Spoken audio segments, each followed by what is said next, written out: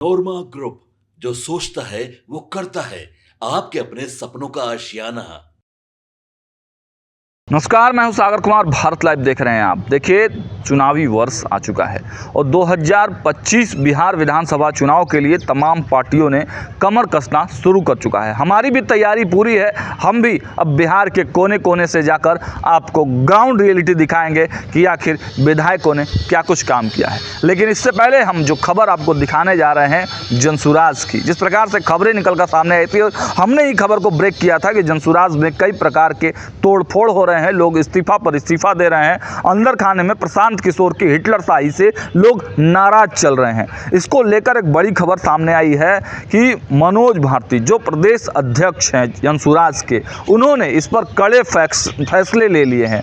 कई लोगों को पार्टी में शामिल कराया गया है, कई लोगों को पद दिया गया है, कई बड़े ताबड़तोड़ फैसले लिए गए हैं। सबसे पहले मनोज भारती को आप सुनिए और उन्होंने कौन कौन से नए फैसले लिए हैं, किन किन नेताओं पर कार्रवाई की गई है, सबका डिटेल्स पहले मनोज भारती से सुन लीजिए।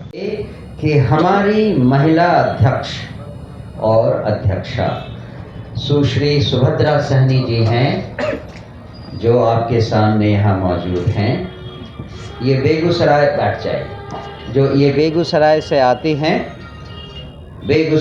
आती हैं और जानी मानी समाज सेविका हैं, राजनीति में भी बहुत एक्सपीरियंस्ड रह चुकी हैं।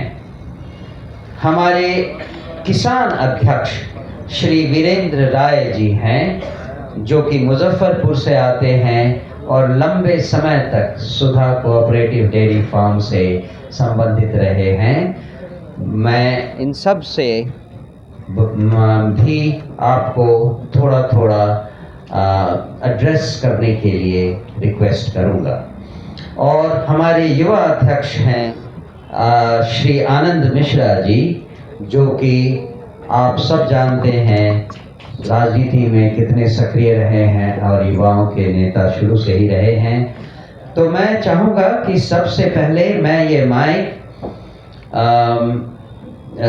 सुश्री सुभद्रा सहनी जी को दूं, वो अपने बारे में दो चार चीज़ें आपको बताएं। अधिकारियों की सूची के बारे में बता देना चाहता हूँ।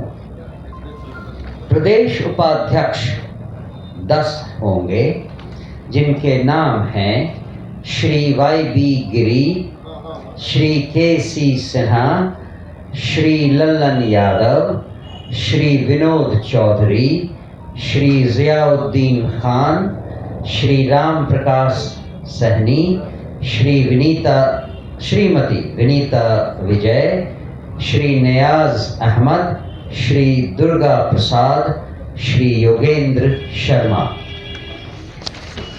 10 महासचिव भी पार्टी के होंगे, जिनके नाम हैं श्री किशोर कुमार मुन्ना, श्री नंद किशोर कुशवाहा, श्री नरेश कुमार मांझी, श्री मोहम्मद सरवर अली, श्री विजेंद्र ठाकुर, डॉक्टर राजीव कुमार, श्री संतोष महतो, श्री आजम हुसैन अनवर, श्री राहुल कुमार सिंह और श्री मनोज राय।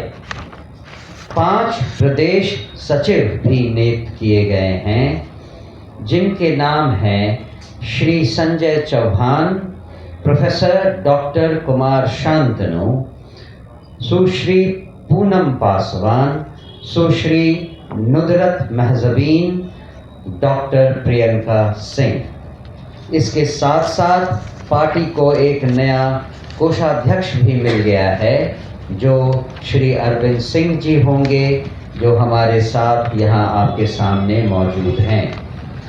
तो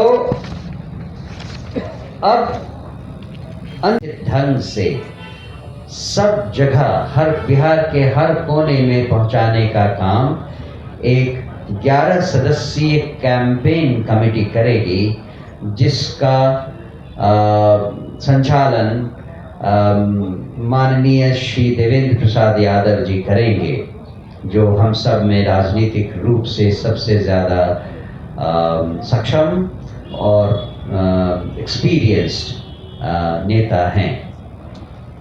इसके साथ ये भी डिसाइड हुआ था कि जननायक भारत रत्न कर्पूरी ठाकुर जी के जन्म दिवस पर जन सुराज कर्पूरी सम्मेलन का आयोजन 24 जनवरी 2025 को करेगी।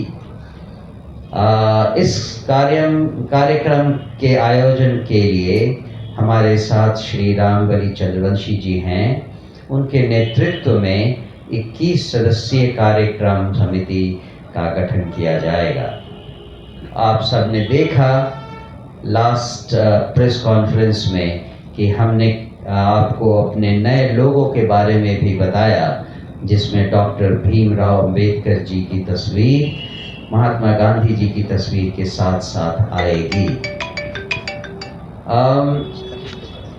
तो मुख्य रूप से ये निर्णय थे, और उसके अलावा हमारे विचारों को, जन सुराज के नीति सिद्धांतों को जन जन तक पहुंचाने के लिए कुछ कार्यक्रम 25 जनवरी से शुरू करने की भी बात कही गई थी, जिसमें युवा संवाद, शक्ति संवाद जो कि महिलाओं के लिए था, अंबेडकर संवाद जो अनुसूचित जाति और अनुसूचित जनजाति वर्गों के लिए था, कर्पूरी संवाद जो अत्यंत पिछड़ा वर्ग के संवाद के बारे में था, और एक विचार मंच था जो बिहार के पत्रकारों से संवाद स्थापित करने के लिए गठित किया गया था। आपने ये भी सुना होगा कि श्री आनंद मिश्रा जी के नेतृत्व में 29 नवंबर से राज्यव्यापी बाइक यात्रा शुरू की जाएगी। इसके बारे में आनंद मिश्रा जी बाद में आपसे एक छोटी ब्रीफिंग करेंगे। तो सबसे पहले हम लोगों ने आपको बताया था कि कोर कमेटी में बहुत सारे डिसीजंस लिए गए थे। मैं चाहता हूं कि नटशेल में मैं एक बार फिर आप सबको कुछ बातें बता दूं। सबसे पहली चीज़ जो डिसाइड की गई थी वो थी कि हमारे कोर कमेटी में जो मेंबरशिप है उसे 125 से बढ़ाकर 151 तक कर दिया जाए। उसके बाद हमने ये भी कहा था कि कोर कमेटी में मेंबर्स जब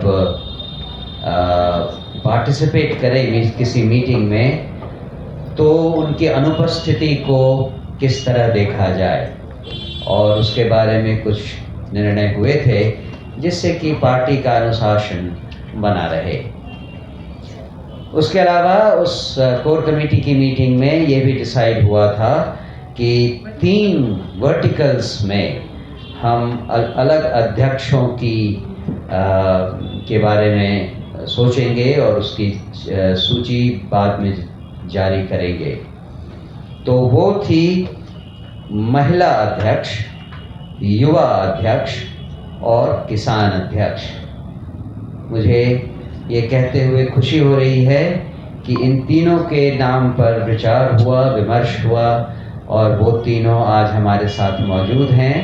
हम एक बार इस कोर कमेटी के डिसीजंस के बारे में बात कर लें, तो फिर मैं उन सब से आपका परिचय करवाऊंगा।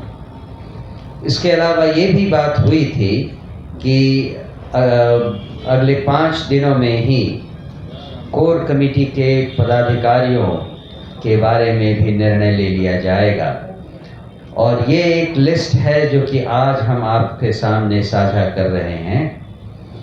और इसके बारे में भी एक बार जब मैं ये समरी आपको बता दूं, तो उसके बाद उनके नाम भी मैं बताऊंगा। ये भी डिसाइड हुआ था कि प्रत्येक जिले के लिए एक जिला पर्यवेक्षक राज्य कोर समिति में से नियुक्त किए जाएंगे। ऐसे कुल 20 लोग होंगे, और लगभग ऑन एन एवरेज 2 जिले हर एक पर्यवेक्षक के अधिकार क्षेत्र में रहेगा। इसके अलावा हमने ये भी डिसाइड किया था कि 15 जनवरी तक बिहार के सभी जिलों में पार्टी का संगठन बना लिया जाएगा और उसकी घोषणा कर दी जाएगी। मार्च 2025 तक प्रखंड समिति में, जिसमें हर प्रखंड में 251 सदस्य होंगे, पंचायत समिति जिसमें 51 सदस्य होंगे और ग्राम समिति जिसमें 11 से 21 सदस्य तक होंगे, उनका गठन पूरा कर लिया जाएगा। विधानसभा प्रत्याशियों के चयन के लिए एक 7 सदस्यों की चुनाव समिति का भी गठन किया जाएगा। वो अप्रैल माह में कर लिया जाएगा।